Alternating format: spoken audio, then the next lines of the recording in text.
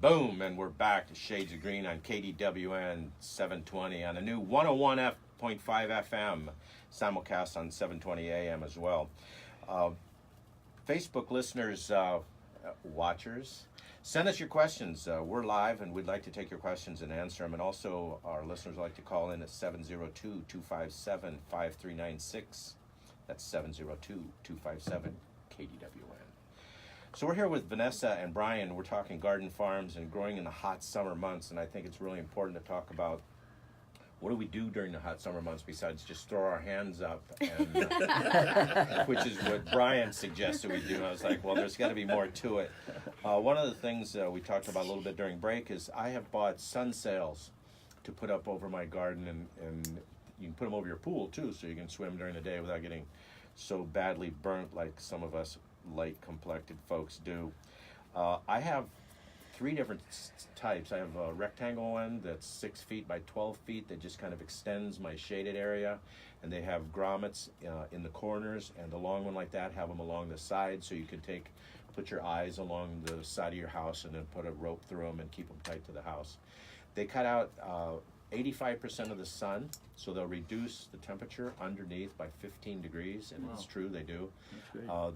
There are a couple of kinds. I have one that's kind of like burlap, which would allow the rain to go through. A lot of the rain will go through. And the other one's kind of a nylon mesh. It's a very tight mesh, and it's supposed to block 99% of the moisture. So it will get moist underneath, but most of the rain will run right off. So you can use it as a roof covering too. So in these very hot months, it's a good way to provide shade for your plants.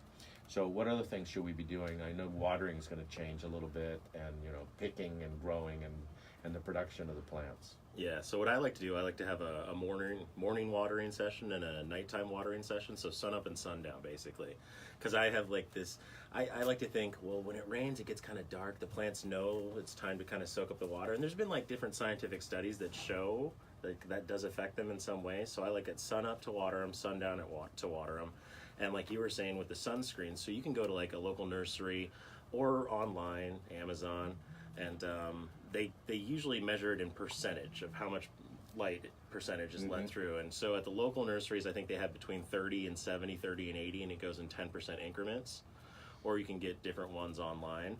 But an easy way, a cheap and easy way, is if you just get like some half-inch or 3/4-inch PVC, and it's a 10-foot length. You sink it down into one side of your garden, and then make a big loop and stick it into the other side of your garden. And then you can drape your shade cloth over that. Or you can get something called reinforcement ladder. So if you go to the home building stores, you go over to the concrete section. It's just this 2 strips of metal bar, and they've got little connectors, so it looks like a ladder if you were to like raise it up, and that's about a 10-foot length. Those are like less than $3 a piece, and 3 of them will get you about 8 to 10 feet of coverage in like a 4x8, 4x10.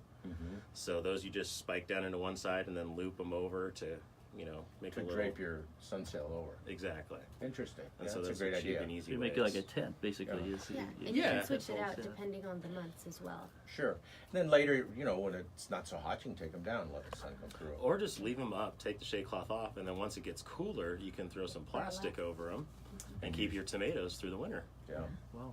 So protecting your tomatoes from the frost is very important, and keep them cool.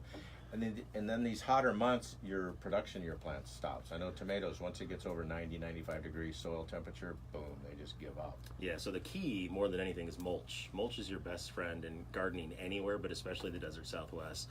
That's going to keep your soil cooler and retain that moisture. So we actually just did a deep litter method with mulch in a chicken coop at one of our community gardens. Some of the volunteers had a little temperature gun. So we just measured it. It was kind of just basic dirt with a little bit of mulch on it.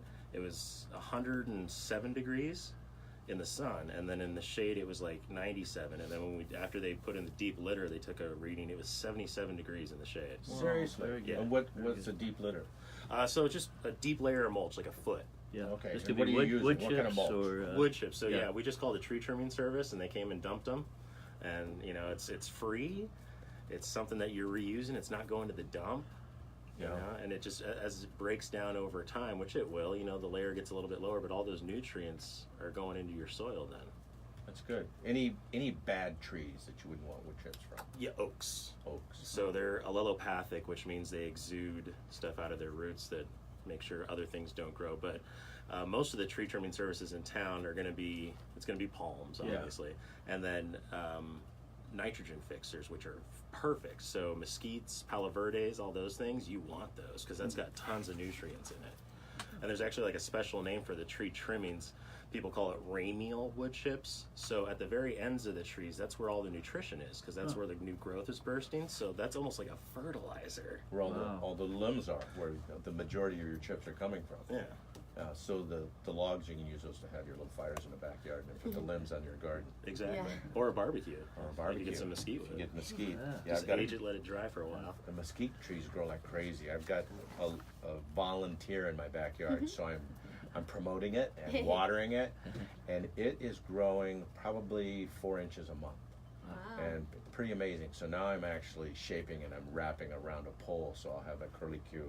Bigger. So Well, and those are also good to use decorative. as well to provide dappled sunlight. So mesquite trees here in the desert, they're like a nurse tree. Everything grows underneath them because they're fixed in nitrogen. They have sent a taproot like 200 meters down is like the farthest one they found. Really? Yeah. And they're drawing up all that water, and then they disperse it to the plants around them with their feeder surface roots. Huh. And then it brings in birds, and birds eat and then excrete. Do well, what that's birds do. fertilizer. Yeah. And they carry seeds usually. So a lot of things grow up underneath mesquite trees Your because it's not the ecosystem, harsh yeah. sun. Plus, there's some fertilizer and water. Wow. Good stuff. Good stuff. So let's talk about upcoming events. You got some special events you're planning? Yeah, so we have a fundraising event coming up. So we got together with Harvey Stern, who is the executive director of Banquets and Catering at the Bellagio, and he graciously supports us. He supports Brunner Garden every year, and so he got together with the hospitality school students from UNLV, and for their capstone project, they're putting on a fundraiser, and it's going to be on August 7th, which is a Tuesday from 7 to 9. Tickets are $30, and it includes an open bar. We're going to have 4 chef stations with farm-to-table food. One of the farmers that works for Garden Farms is actually in the process of opening his own Italian restaurant. So his station is going to be made with all the produce from our gardens. So that's going to be really nice. Really? Yeah. That's great. And we'll have live entertainment, and there'll be a silent auction, and it'll just be really fun. Just getting together with people who are like-minded and supporting a great cause. So it's all gonna go to support the Garden Farms Foundation, and trying to get some gardens into some new schools and new communities, and just people that really deserve it. So And where is this? Is it at the Bellagio? it's gonna be at the UNLV TAM Hall, which is right off of Maryland and Harmon. What's the name of it again? UNLV TAM, TAM Hall. And if you go to our Facebook page, Garden Farms Foundation, you can find information there, and it's also a link to the Eventbrite site as well. And what's your website? Our website is gardenfarms.net, and Okay. then our Facebook page is, we have Garden Farms Foundation and then also Garden Farms. So the event is up on both. So if you want a little more information, you can just check one of those, and Or even go to Instagram, Garden Farms or Garden Farms Foundation on Instagram as well. You youngsters in your Instagram. I haven't done Twitter or Instagram. I'm barely past the black Onyx dial phone. So y'all pay attention. Come on back. We're going to be right back to Shades of Green on KDWN 720, 101.5 FM and 720 AM. We'll be right back to Shades of Green.